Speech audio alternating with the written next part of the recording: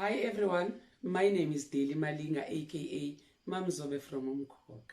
Guys, there are awards happening in Kenya called Women in Media.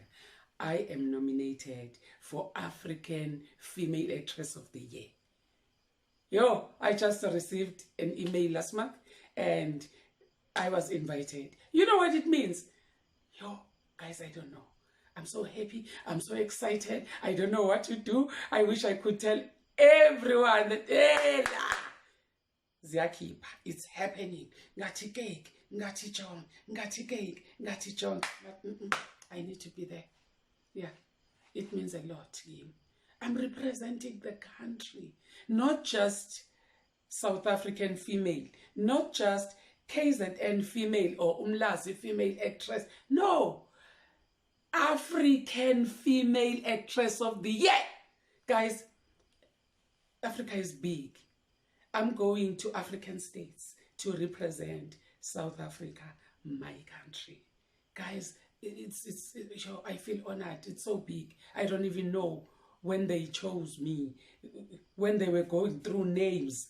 Guys, I'm going there to represent my country. I feel so honored. It's all because of you at home who were watching the show. Guys, thank you so much. Please, just vote for me. And you can use my Capitec account number because they said all the logistics are on me. Sadly, I don't have money. I wish I could go there. Guys, I'm trying everything. I sent so many emails to different people, but at the moment, yeah. But anyway, I know now when I'm taking this to you, you will do something.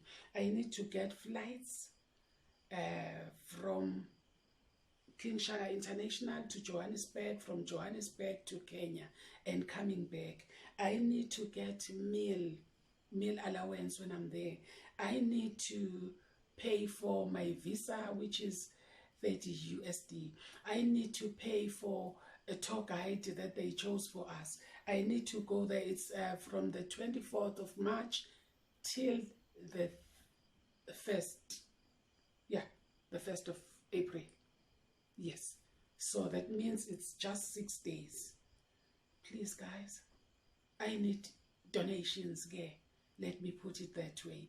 I'm humbly asking all of you guys. You can use my Capitec account under DC Malinga. The account number, let me tell you now. My account number is 1560 726 103.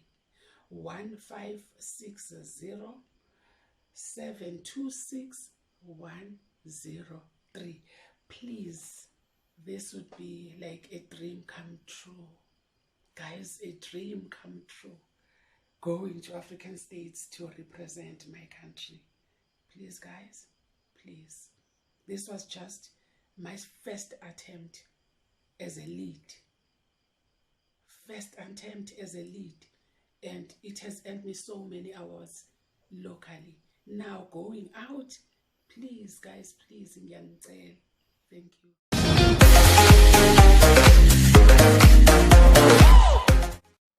Utomunye ke why ama-celebrities things ukuthi thina ke siyawakweleta bese omunye ke if ungenayo imali yokudonate kungcono ukuthi uvele uthule yabo ungakhulumi. Hello everyone, welcome back to Sunny Live Show. Thank you so much guys for tuning in. Well guys, I'm back again with the Mzansi Celebrity Stories, and namhlanje sikhuluma ke ngomdlali ke walaphana ke kumkhokha uMamzobe uZobi oma igama lakhe langempela ke uDaily Malinga. So guys, she went on social media to ask for a donation where siyasho ukuthi uyicelela ukuthi ke she is invited Kenya for the best African female actor, something like that.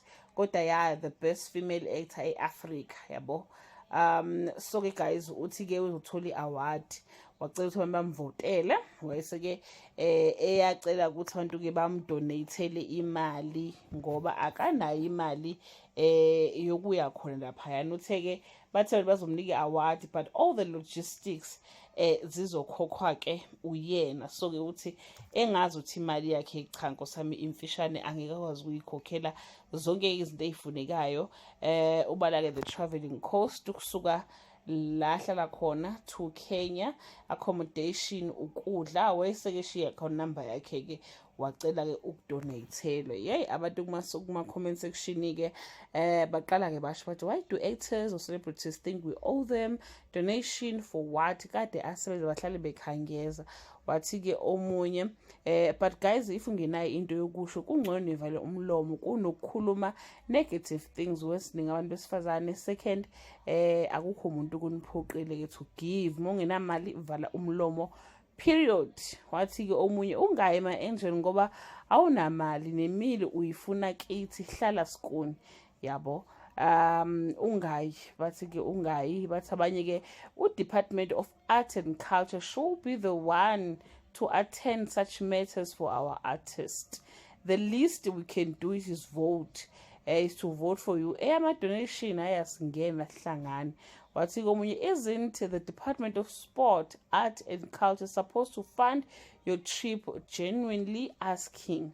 Wathi omunye-ke cha, edi account number yakho ukuze sikwazi-ke ukukufakela-ke imali. Abanye bathi congratulations, abanye-ke bathi-ke cha sizokuvotela. So guys, kuma-comment section nje kuyaphithizela, abanye ba-complain, abanye bathini.